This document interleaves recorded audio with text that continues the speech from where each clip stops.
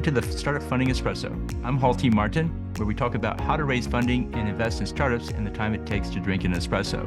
If you have a question about startup funding or investing, please go to the website, startupfundingespresso.com, and type in your question into the chat bot in the lower right corner to receive an answer. I hope you enjoy this episode. Hello, this is Hall T. Martin with the Startup Funding Espresso, your daily shot of startup funding and investing.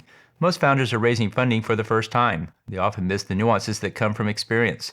From the second go-around, founders are often much smarter about the process. Here are some fundraising tips from those who have done it. Start your outreach to investors 6 months in advance of actually raising funding. Put your investor network on the alert that you'll be raising funding in the near future. This makes it easier to set up pitches when the campaign kicks off. Practice your pitch with existing investors well before you approach the most important ones. Make sure you have practiced it and had enough questions from the initial investors to work out the kinks. Show investor validation of your fundraise, and make clear other investors are reviewing the deal and some have already come in. This signals there is competition for the round. Choose investors based on their fit to your business first, and valuation and terms second.